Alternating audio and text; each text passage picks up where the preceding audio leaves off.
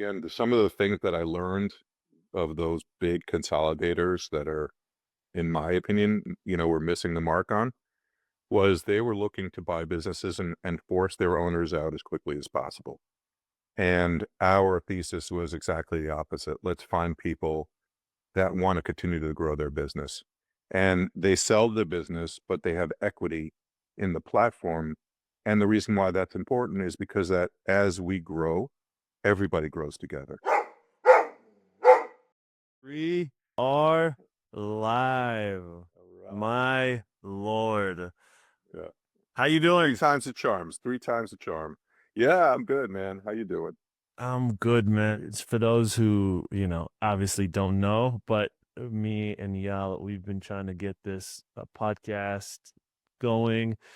This is the third attempt. First two did not go well. This one was trending not well, but we overcame some obstacles and we're here now. We're here. Yeah, I'm excited. I'm excited to be here. Yeah, thank you for being on the podcast, man. I really appreciate it, man. Appreciate And I'm glad we could get it done. Yeah, for sure. Okay. No, I'm just kidding. Just like, you know, just something. Were you telling me the story about you on the beach and then calling you up? Because I was going through the newsletter because I was like trying to get a refresher, but I was like, it's not in the newsletter. But I remember having a conversation with him about this, right? We did have a conversation. So my partner and I started a veterinarian doggy daycare platform, and we ended up selling it to a large consolidator. And about a month afterwards, the consolidator called me and said, "What are you doing?" And I said, "I'm sitting on the beach and drinking a beer and growing my hair long, you know?" And they're like, "Well, stop being a bum, and we need your help, and come and join us," and, on their business development efforts. And it was a compelling pitch, and it definitely sounded interesting to me, and it really opened up my world. We had a nice sized platform, 14 locations, but, I was in my own little bubble in the Northeast, and working there allowed me to be introduced to a lot of very smart owners and see how other things are done across the country, and really just opened up my world to a lot of new context and contacts. And it also, showed me what, big corporations can do well, and what they can't do so well. And so that led me to go back to my partner and say, "Hey, let's go do this again." And that was really the birth of the Pet Resort Hospitality Group. Yeah. So I guess we jumped the gun a little bit, right? Yeah. The whole precipice was, I remember when we started the newsletter, was ladies' best friend to man's best That's friend. right. That's Right. right. That's right. So Yeah, how'd you I go think I'm from? the only one in the industry that could say I went from being ladies' best friend to man's best friend. I used to be in the diamond industry for a very long time.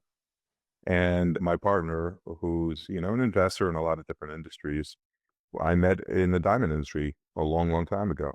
And, he presented an opportunity for me. And I left the diamond industry. It was my own business. I left that after decades and tried something new. And literally it meant starting from the bottom. I mean, I was cleaning toilets and picking up poop like everybody else, but that's the only way for me. That's the only way to really learn the business from the inside out. And it's worked out well. So I'm glad that I did it. And yeah, lady's best friend to man's best friend. So like I mean, that's definitely the moniker that you can own. I don't think anyone can own that moniker or that slogan. Yeah. But what was the process like? We touched upon this on the newsletter, which again, this was maybe a year ago or so. But Yeah. this platform, it now allows us to kind of go into depth. So you had an opportunity, right? The owner at the time, I think he bought the dog business. They actually started in the veterinary side because my friends, as I said, he's an investor in a lot of different industries, and he was developing almost like a WeWork, like a shared space business. Okay. And his VP of Where was it? operations, this was in Manhattan, Okay. and his VP of operations was married to a veterinarian and said, approached him and said, "Look, I think that there's an opportunity here to really level up the veterinary experience." At the time, you were still bringing your dog in, and there was like wood paneling and, an old, coffee machine in the middle of it. Like there was no hospitality aspect of it. And he ended up, investing in the guy and opening up his first facility, then a second facility. And out of a relationship that he had nearby, he approached the doggy daycare owner and said, look, you have this room in the front. You're not doing anything with this room in the front. Let me put a veterinarian in there at least twice a week or 3 times a week, and let's just see, where it goes. And of course, as everybody knows, the line starts forming around the block because there's so many synergies between the two enterprises. And so my, he asked the guy, can we buy this business from you? He saw the opportunity. Can we buy this business from you? And they were opportunistically able to buy the business. And that's when my friend approached me and said, look, if you're interested in learning something new in a new industry, we have this opportunity. And that was their third location. We had grown that business to 14 locations over time, primarily through acquisitions. We did build some, just took some empty, boxes that were available, commercial real estate that wasn't being used, and grew the business. We even went as far as Colorado. We had 2 facilities that we bought in Colorado, but soon thereafter, that large consolidator came by and knocked on our door and said, hey, we want to buy, the entire business from you guys. And so it's interesting, for sure it was interesting and kind of quick overall. What's quick? How many years?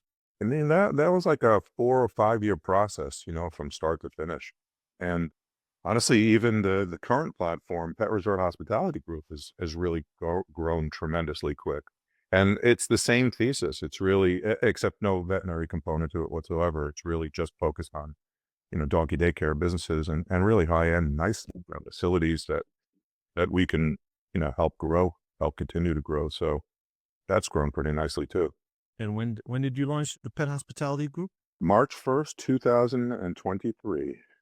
And you guys already have how many locations? We are at 21 locations across 11 states, but we have a couple that we just haven't actually publicly acknowledged yet. So we have a couple of more. Okay. And our pipeline is pretty robust. We're in the process of working on a few other deals from some really, really exciting, places that we're, excited to own. So yeah, it's growing. It's growing a lot. 21. That's pretty impressive. What do you guys, I saw that, well, before we get into that, I think it was this morning or yesterday, you guys launched a podcast, right? We did. Yeah. Was it your first episode? First episode. Yeah, we did. Really the whole thesis behind Pet Resort Hospitality Group, and I'll get into it in a second, is really to help out the people in the industry, the boots on the ground that are working in the industry. And so most of the businesses that we bought, those owners have stayed on and now are part of a bigger group. And we very much feel like there's opportunities. This can be a career. It doesn't have to be a job. There's opportunities within this industry. And when we put people together in a room that are part of the platform and have equity in Pet Resort Hospitality Group, which almost all of our owners do, magic happens. And the reason behind the podcast is exactly the same thing. Like, let's impart some of that information into the industry because there's a lot of gaps. There's a lot of things that people don't know or need help with. And whether you're a bigger business or smaller business, there's a lot of commonalities of, really some challenging stuff. It's not an easy business. It's not like, if you're looking at it from the outside, you think you're just playing with dogs all day. Yeah. Anybody that's on the inside knows that's not at all true. And so if we can help the industry and help, our owners, we're happy to do it. There's a lot of businesses, right, that seem like it's just, oh, I can just do this thing and I'm going to make all this money, whether it's laundromats or dog boarding or, I don't know, even dog walking. Oh, I just take out these dogs. You do some simple napkin math and you can oh, I can make a couple of $1,000. But there's a lot of businesses that are like simple, but not easy. And just because the concept behind it is potentially simple, it doesn't mean it's easy. It doesn't mean there's still not logistics and marketing and all these other factors to go into to try to make this thing successful or try to make, X amount of money that you're trying to bring in each year, right?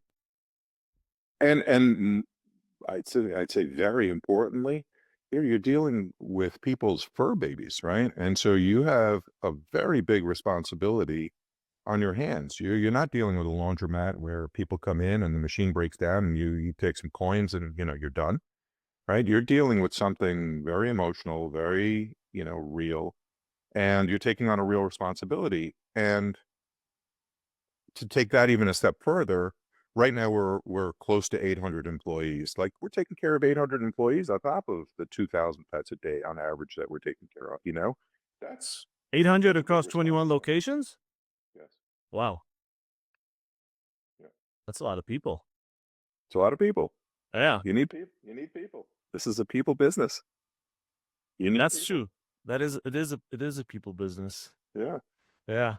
When you guys are looking to acquire a place, what are some basic fundamentals? What are some numbers? What are some key aspects of that business that you guys have to check off the list before you're like, all right, we're interested?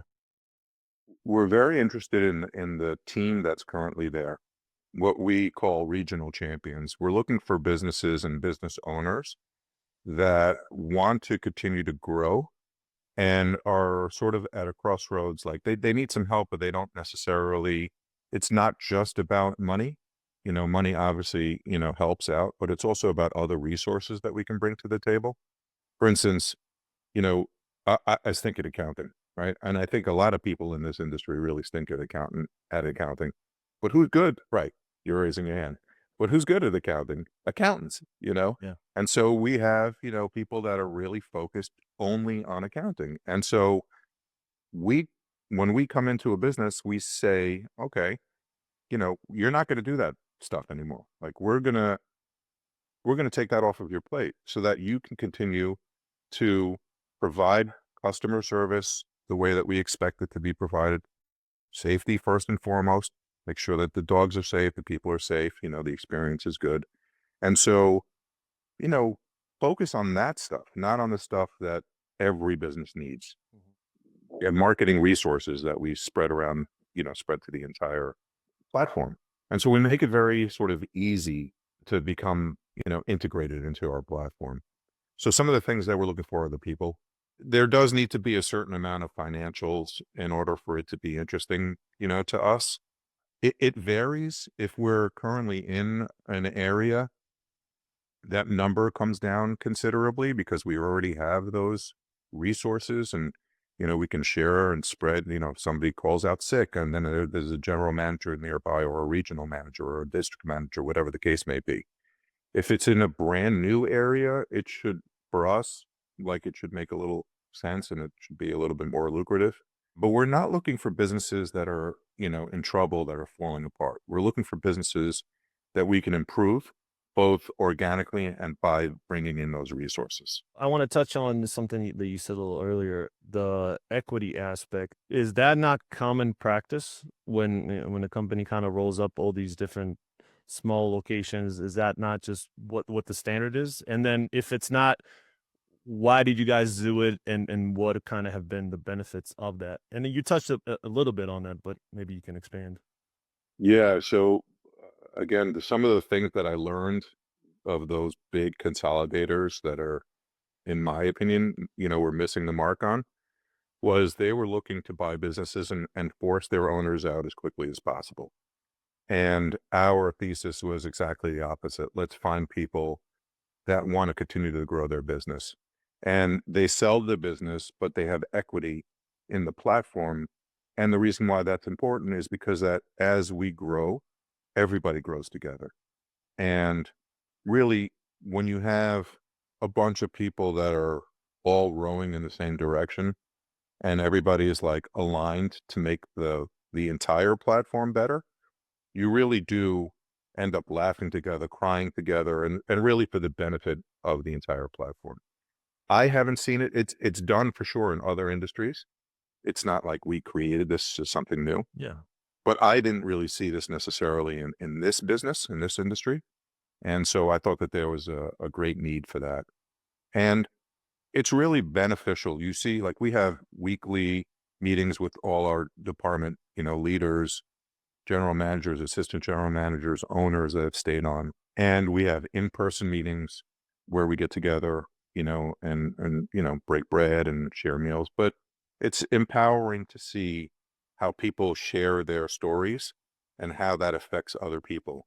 And it ends up being often, where you start internally competing against, you know, your peers, right? Because if we and we have these dashboards that we build out for every single facility, and everybody has the same information. And so you start seeing, why is it that resort ABC only has, 10 hours of overtime, but I have 30 hours of overtime. I got to do something about that.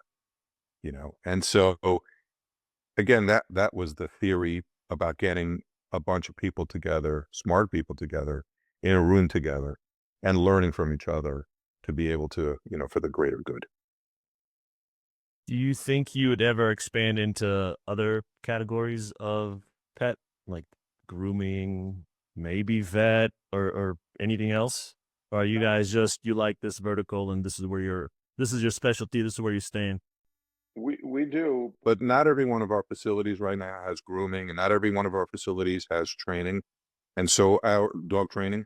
And Yeah. so our goal this year is for every one of our facilities to have both of those services. And our goal for next year is to have those services equal at least 10% of their revenue. So we're going to continue to drive grooming. We're going to continue to drive dog training. And part of the way that we're doing that is we built a facility in Bentonville, Arkansas, Mhm. that is Pet Resort University. I think it's the first one in the country. And it is literally a school, a university that we have. We've built 3,500 square foot facility attached to an amazing dog daycare facility, but completely separate, where our managers can go for, continuing education. Our assistant managers can go for continuing education. If we have somebody that wants to become a groomer, they can go to our school and actually get hands-on grooming. We have built a beautiful grooming facility over there, grooming salon, and dog training, same exact thing. It's like the So USPPI, but for the pet industry. it is for the pet industry. Yeah. So What you is don't UFPCI? you I'm sorry. so yeah, I forget not everyone's a big MMA fan, but UFC they have their own PI, which is they have like this massive facility out in Vegas, and it's solely for their fighters. So they get nutrition, they can go train there, they can go sleep, they can do I don't know strength and can anything that can make them a better fighter. They get there for completely free. So if they live in Vegas or if they come there, they just get all these things. And this sounds like the pet version of that. It is. So That's you don't exactly what charge people to come. This isn't oh if I want to get into this cat if I want to get into the space, I have nothing to do with you guys. I can go pay X amount of money and then I can become a groomer or I can become a nutritionist or anything else. This is specifically under your guys' umbrella. And Yeah, right now it's not a profit center. We're not okay. open to other people, but we do have people in our from the 800 employees that want to become dog groomers, and we do have people, that want to be dog trainers, and so they can come to our facility and spend some time with us and go through the curriculums that we put together and do hands-on training, and then go back to their facilities and actually now that's a career. So that's a free service that you guys just offer for your employees. It's for our employees only. Yep. That's amazing. Yeah. How come I've never heard of this? It's brand new. We just did the ribbon cutting ceremony like less than a month ago. Really? So it's literally, yeah, it's brand new. Man, I think I missed this. I'm trying to think if this went up on the newsletter or not. I guess not. That's amazing. Why Arkansas? Because I know there's a ton of like companies headquartered in Arkansas. I have a friend who's got a coffee franchise. He's a franchisee, and in New England, and I'm pretty sure that he goes a few times a year to the headquarters, also Arkansas, and I've heard a few others. Is it taxing? Is it like why Arkansas? No, it's not a tax thing. So our CEO lives in Bentonville, Arkansas. And he worked for Walmart for a very long time. That's where Walmart, is based. There's a bunch, like you said, a bunch of other big corporations that are there. But he was working for Pet Paradise for a number of years, and he opened up 16 or 17 locations for them. And it was his dream to always open up one sort of in his backyard. And so it made sense for us to open up a doggy daycare, building there, a doggy daycare business there. And the entire building is 16,000 square feet. So 13,000, give or take, is the traditional grooming, training, doggy daycare, and overnight boarding. And then in a separate entrance altogether is the school. Yeah. So I'm assuming how many people physically work in that at that location? It's the CEO and, so we've already started the training. So we do have, I think that there are 6 students that are going through the training right now. And then there's another one that's going to be starting, I think, in another week or two. So it's a constant stream of people. It's also our headquarters, but it's super exciting because we also hired somebody out of Walmart who was running their facilities and their Walmart Academy. Jason, our CEO, who I said was working for Walmart, opened up like 400 of these Walmart academies in China and in the US, lived in China for a while. And so it's right up his alley, and then tied in with his experience at Pet Paradise. So it really works out very well. But again, it always goes back to the same, thing, like what can we do that's better for our people and, and the industry. And, this was our solution to that. Yeah, no, that's amazing because I don't think a lot of companies think that way. When you guys acquire new locations, do you have to increase prices? Like, what are some things that on the consumer end just become a little bit different, or maybe there's nothing at all? There's really not much. I mean, if we do our jobs correctly, the consumer really doesn't know that anything really has changed. We certainly don't go in there, beat our chest and say, "Hey, this is now how you're going to do this." We go in there and do absolutely nothing in the very beginning. If they aren't on our, POS system, we're using Ginger currently. And so, that's one of the first things that end up getting changed, just so that we can see, the same picture across the entire platform. But we get people integrated, we get the managers into those meetings as early as possible, and they just sit on the sidelines and watch. And they, it takes time. Like the last thing we want to do is go in there and just start changing stuff. That doesn't work. Employees are first and foremost, their number one question is like, okay, so what happens to me? What happens to my job once they find out? And so we really view it as a partnership. Again, the owners sold us their businesses, but they have a partnership with us in Pet Resort Hospitality Group. And so they are our partners. So we don't go in there like boss man, like, hey, change this, change that. We actually do the opposite. We look to see what they're doing better than our other facilities, and then incorporate that into our system. Do you have some markets that are on your radar right now? Yes, we do. Again, we're already in a couple of markets, and so we want to continue to expand in those markets. But there are So instead of expanding into new ones, do you want to just double down on the ones we you want to do both.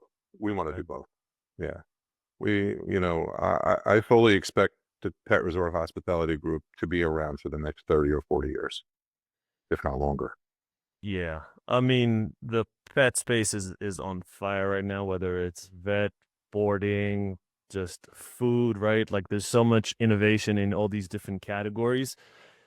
Have you been into other sectors other than dogs or pets in general and diamonds? Those are my two. Those are you too? Okay. So I stick with the D's, the boats and the diamonds. what about cats? We do have actually cats. We do. You're right. D and C, it's We, they're yeah, close. They're real yeah. close. No, the reason I asked because I've been in a few sectors and this is I don't know if the pet is category is definitely a little different in a good way. much more about like the people, much more like it's smaller in some senses, and it's not as, I don't want to say it's outdated, but it definitely there's some components of it that definitely feel a little bit more old school, which is nice. It's still like, and like handshake. It's about, knowing people, and at the end of the day, it's about people that really love pets. Whether, if maybe if you're in some other categories, or whether it's fintech or SaaS, or you're not necessarily super passionate about SaaS tools to help these companies leverage growth through this, that, and the other. But like the people that are in the pet space, for the most part, the everyone I've kind of known over the past couple of years, it's really people who are passionate,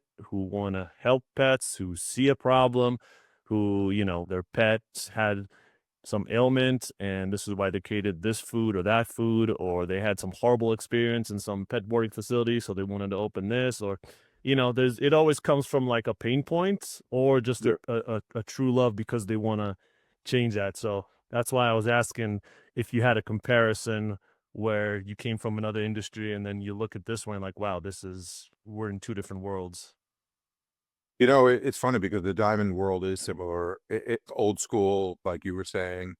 Things are still done in a handshake. You don't have a lot of contracts and all these other things. So, but yeah, I found that this industry is like you said. There's a lot of passion in this industry. I mean, first of all, I think the dogs, and cats deserve it. Dogs are the best. They're the best. Exactly. They are the Sorry, best. Pats. Sorry, cats. Right. So I love you too, but dogs are number one. I'm with you, man. I am with you. So, yeah, you're right. Take care of pets, right? Like I love my dog to death. I'll do anything for her. And a lot of people feel exactly the same way. But again, that ties into that big responsibility, right? It's not an easy thing because you got to do right by the pets. And sometimes that means you need more people. And sometimes, like you can't cut corners, like you got to make sure that, everything is done right. Are there things that you guys are doing? And I'm not asking this, I guess, from a general consumer sense. I'm asking this from my sense. Although I am a consumer, I do have dogs, so I do. How do I put this? I don't trust anyone. I would not put my dog anywhere, and that's got nothing to do with other. That's not necessarily because I've had bad experiences with other places. It's just I would, it feels like leaving my child somewhere, right? Where I wouldn't leave my 2-year-old at a place where I don't know anyone. So I don't know if that's, Yeah. I don't know, could be that I'm crazy. I'm definitely partially crazy. That's a Roy thing, man. That's a Roy thing. Do you have kids? I do not know. Well, at one point, you're gonna have to leave your kids at school and daycare, and like, But or maybe you not. know them, right? The Like, homeschool. like I don't come to a place and I'm just like, hey, here's Johnny, I'll be back for Johnny in 5 hours.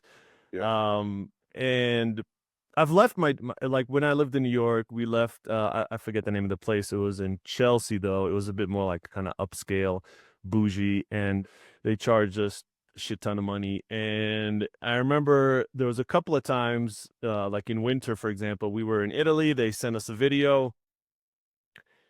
Oh, the our dog walker is taking your dogs for a walk, and it was snowing, and in New York they put all the salt down, so that really hurts their paws. And we yeah, specifically told them, put the booties on, so they, because otherwise it really hurts their feet. And they specifically sent us a video where they're taking the dogs out without it. I was like, hey, like, next time, can you please just do that as requested? I don't even think I got an email back. Just to say, for me, it's this whole thing of, what I can't see, I have a hard time. And I guess the question is like, is that something you run into? Because I'm sure, again, I'm sure majority of people are not as crazy as I am, but I'm sure there's some people that have some trust issues. Like how, when someone comes into your place, like how do you make sure that they feel a little bit um, better? so we definitely create relationships with our parents. Like first of all, we don't really hide anything, right? So you can come in, you can see our places, you can get tours, you're going to meet the people that are actually going to take care, of your pets. And That's where I think it's different than other industries. You don't usually get people coming in, dropping off their dogs or, and then crying and then going on vacation, right? Yeah, no, it's not just you. We've had that many, many times. But, we constantly are training our people. We are looking for ways to improve, what we do all the time. That's a big part of, why we built Pet Resort University. And we're not hiding anything. We're transparent. Like we are professionals and looking to take care, of the pets properly. Like that's safety is our number one, absolute number one, for the safety for the dogs and safety to people. And so there is a balance. You're right. It's hard, especially for some people. But, I think that when you form that relationship with people and you're constantly updating them and you're in the community and you're doing things that are pro pet, and if you really care about the pets, people will know that, right? Like people come up to me all the time that they don't even know what I do, and they go, "Oh, you're definitely a dog person." They just know it, and I go, "Well, it's funny that you say that. I happen to be in the dog business, and cat and cat business. I'm in the dog and cat business." Yeah. But yeah, there's it gives also opportunities for you to shine, by sending those videos, by actually caring. I mean, we do things. We have this one thing in those weekly meetings that I was telling you about that we devote some time to unreasonable hospitality. And it's a famous book by, an author that's wrote a book. He was at Levin Madison, I think was the name of this restaurant, but it's a famous one. Yeah. Oh. And every single week we have everybody go around the horn and give an example of what they did that was above and beyond regular hospitality for either for themselves, I mean, for the clients or for for the dogs themselves. And everybody goes ahead and tells a story of something that happened, one week. And so and sometimes we're crying at the end of the story. There's 50 people on a Zoom call and we're all crying at the end of it. But, there's like stories that, somebody was, diagnosed with cancer and she had to go and so we just took their pet, we took care of their pet, we sent them videos and like they couldn't, and things like that. And it's amazing again because of that collaboration and because you're not doing this on your own, that when you're sharing this story, I mean, it's just so impactful, to everybody else. And then other people, as a result of that, want to do something, amazing again, either for for their staff or for their clients or for the dogs. And so there's a lot of stories like that, which is really, really cool. Are you going to be sharing some of those stories on like social podcast? Because I think stories is what connects people to a brand, right? Whether doesn't matter what the brand is, like you want to connect via a story, via some emotional connection. So, I think you can obviously pick and choose, but I think that'll actually be super beneficial for you. For sure, it ends up that those, we don't change any of the brands that we purchase. It's not like it's Eyal's Doggy Daycare or Pet Yeah. Resort Hospitality Group, doggy daycare. If it was playtime, it still is playtime. And so what ends up happening is that the owners of those pets share it on their social media about playtime. And so that's how those stories end up getting out. But we do it for the noble reason. We do it to do the right thing. We don't do it, you know, and we share it with each other so that we can all learn from each other. Yeah. So that's it's funny you bring it up because that was kind of the next thing I wanted to talk about, the whole not standardization, right? You didn't go the kind of McDonald's route where everything is exactly the same. We have a playbook, it's all going to look the same, right? Soup to nuts. This is Eyal's Pet Resorts, and that's what we're going to be doing every time we're acquiring. But a lot of companies do that. So what was the thought behind not doing that, and what are the positives that you've seen from that? Just allowing these companies to flourish under their own name, but being under the umbrella of pet resorts. So I think that a lot of people that started this business and are now looking to sell or have sold have put their blood, sweat, and tears into building that business. And they, really owe it to the community for their success. And for us to come in and change that didn't seem right. And so we wanted it to stay exactly the same. We very much care about the legacy. We want somebody that sells their business to us to look back in 3 years or in 5 years, whatever it is, and see that that business is still there with the same exact name, with the same, people, except that their staff is now thriving. They have new opportunities that they haven't had before. So that was very important to us. However, the back end stuff does get changed. And there is a standardization on the back end stuff, meaning the accounting is all going to be the same. We're using the same payroll provider. All of those things, those back end tools that nobody really sees, that has been standardized. And that's for us. It gives us the ability to really track the data that's important to make decisions. Like I mentioned before, we built a dashboard specifically for every one of our senior leaders, and everybody has access to their dashboard and everybody else's dashboard so that they can see and make, decisions on labor, for instance, and say, you know what, we have this many rooms that are available, our capacity is this, how much labor do we need moving forward? You can start making decisions, in the future based on historical data. So that kind of stuff is super important to us. But we're not a franchise. We're not looking to be a franchise. And so we want to maintain, what it was originally in the community to sort of stay the same. The only time, and it hasn't happened yet, the only time we would consider it is if the brand was tarnished, then we would consider it. But we haven't had that problem. We haven't bought anything that had a tarnished brand, to date. Yeah. No, that's interesting because the de facto is franchise for, the majority of these of I mean, I guess there's some are corporate owned, but I think what you guys are doing is unique, interesting, and I've talked to a few people obviously that run the retail locations that you guys have acquired, and it seems like it is kind of like one big family. So that's pretty awesome. That's I was great. I'm so happy to hear that you say that. That's Yeah, amazing. man. Earlier, I asked when you guys are looking to acquire a new location, what are some things? What are some things that are just no? Like like you're looking to potentially, let's say, acquire, and then you start to go through the weeds, and you're like, this is absolutely like, there's no way we can acquire this place, or there's no way we can onboard such a location to be part of the, Pet Resorts family. Staff for sure is one of them. Yeah.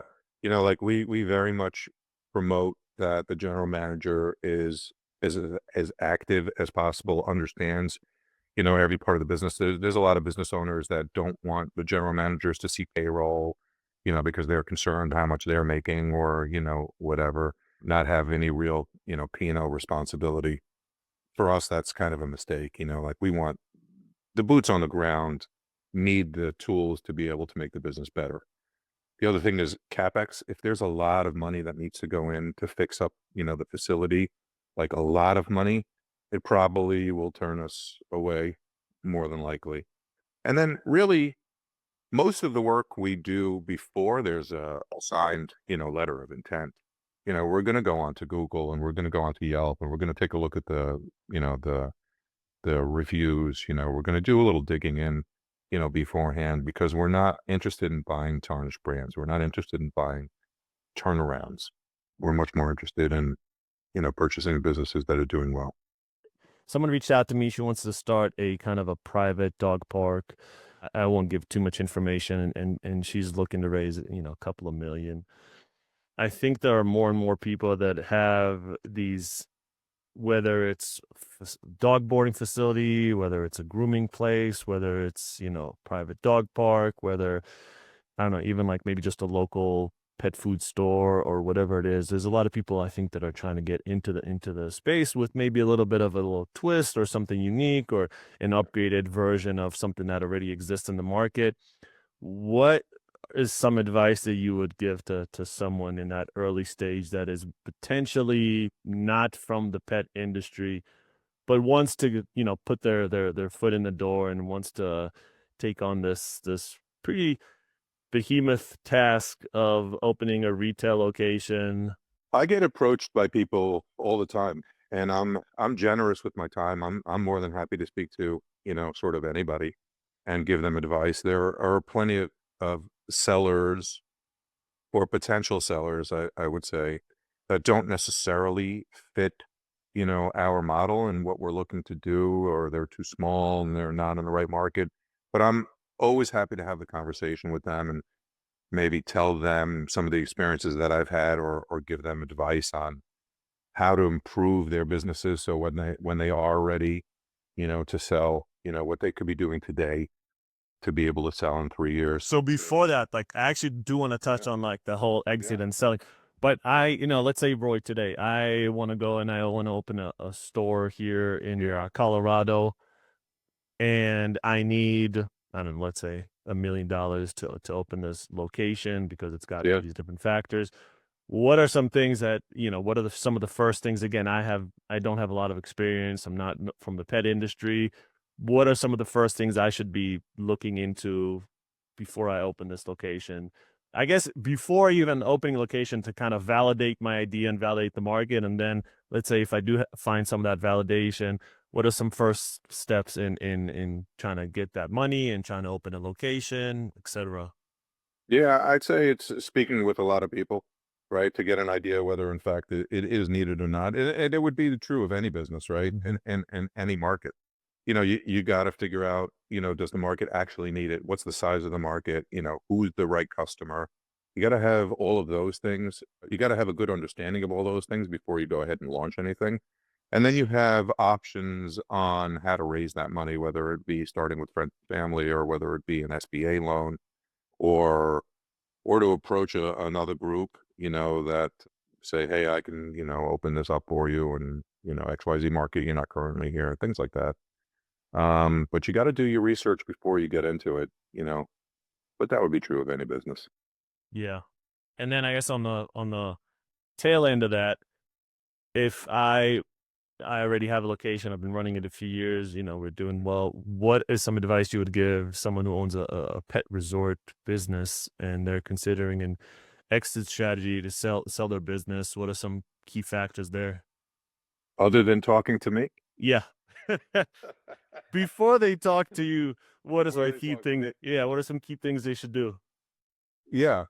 So on our website, I have an ebook that people are, free to download, and it's called a guide to selling your pet resort. And there's a lot of good information Pretty over there. straightforward, yeah. It's pretty straightforward, Yeah. but it's really geared for people to get an understanding of what any buyer, not just me, what any buyer, would look for.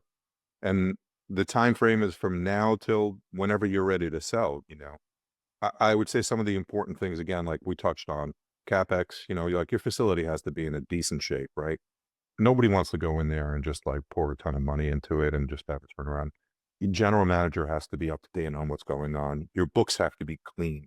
And what I mean by clean is, you gotta have an understanding of your numbers, right? Sometimes I have a conversation with people and I go, well, how much, what's your EBITDA? And they go, I don't know. Or, how much gross revenue, you know? They're like, I'm not 100% sure. I'm like, okay, then what's what's how much is the boarding revenue? And how much is the daycare revenue? They don't have an understanding of their own business. They just know that some money's coming in. It covers their expenses and so on and so forth. You But have to know your numbers. you got to know your numbers. Like any sophisticated buyer is going to do a really deep dive, right? They're spending a ton of money to buy your business. And in our case, we're not buying your business just to buy it. We're buying it because we want to grow it. And so we really have to understand it before we get there. So know your numbers. Download it. Download it. It's on petresorts.love. And if you go on there, you'll get a pop-up, and you'll be able to download the free guide. Yeah, we were talking a few months ago, maybe, to an investor, and he was just saying, because I think initially when we started our own business, also, we were kind of like, all right, this is just a small thing. Let's see how it grows, and then it grows, and then if you're not, if you do, if you make the beginning messy, and that continues to infiltrate the business, just messy, and you don't have the numbers, and that just kind of corrodes the whole thing as it goes. Like you got to be from the get, you just have to have everything organized. You have to have the numbers, whether it's LLC, what just the whole structure. It's got to be clean because the more mess and the less clean it is, that's just going to accumulate over time. And then 2, 3 years you're like, I don't. It's too messy. Yeah. And then someone like you comes in and they look at those books. They're like, no, like we're out just because they didn't do that initial due diligence of just being clean and again, Yeah. we're messy. I would say that you have to think about the exit at the entry point. You really always have to think about that because at some point, especially in this industry, there's not too many people that own their business that their kids are going into their business. And so at some point, like you don't want to just close the doors and walk away. You know, that stinks. That stinks for you. That stinks to the community. It stinks for everybody. And so if you're thinking, from the very beginning, what's my exit strategy? How do I, who do I go to and so on and so forth? It sets you up, for more success. And you could do that. You could do that throughout. I mean, at any point in time, you could today say, okay, listen, at some point, I'm going to leave this business in 5 years from now. What should I be doing today so that in 5 years I can be prepared to sell this thing? So you should always be thinking about that. And then final question that I have, and you don't have to necessarily give us your numbers, but I think it would be cool to just get a general idea. If I have, and take the average, I'm not saying like the biggest or the most profitable or the least profitable, but just on average, if I open, a hospitality business, I've been running it for a few years. I'm in let's say second tier city. We're doing well. What can I expect to sell that business for? Again, on average, what can I expect? I wish there were an easy answer for that. There is not an easy answer to that. Some of the factors that go into it is like your rent or if you own the facility, because that very much affects, your bottom line. There are so many things like, are you leaving the business? Are you staying in the business? Are you paying yourself very handsomely? Are you paying yourself not enough? So there is a formula, and I give that information to sellers once they've supplied me with enough data that I can make an informed decision. It's very dangerous otherwise to just throw out a number. Is there a range? There is a range. What I can say is that it is a multiple of your EBITDA. And so that's what it'll end up being. The offer that you would get or an indication of interest or an indication of value from any buyer would be a multiple of your EBITDA. So know your numbers. Know your numbers, folks. Know your numbers, folks. Eyal, this was awesome. I appreciate you coming on. I'm glad we could get it done. I'm glad the technology gods were on our side today, and we had minimal amounts of issues, and you were able to come on the podcast. And yeah, I'm really glad you came on today.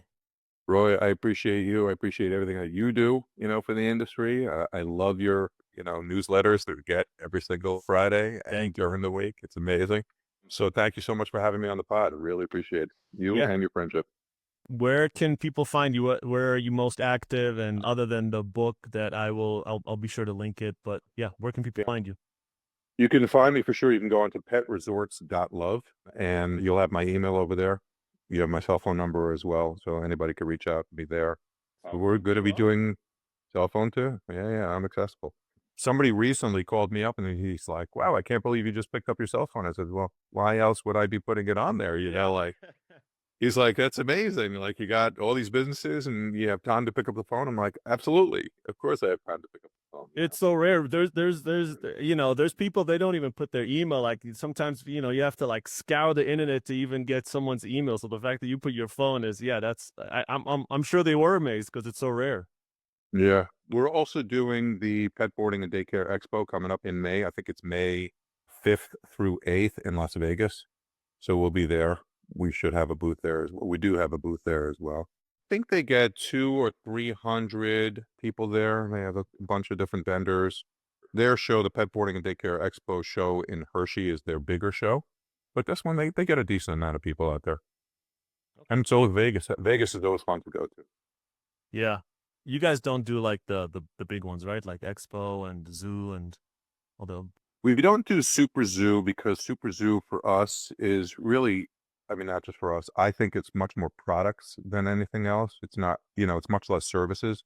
The Pet Boarding and Daycare Expo is really focused on pet services, which is our sweet spot. yeah. Well, yeah, again, appreciate your time. All right. Thank you so much. We'll definitely have to have you on again in the future. And go check him out on the website and on LinkedIn as well. And again, thanks so much. Thank you.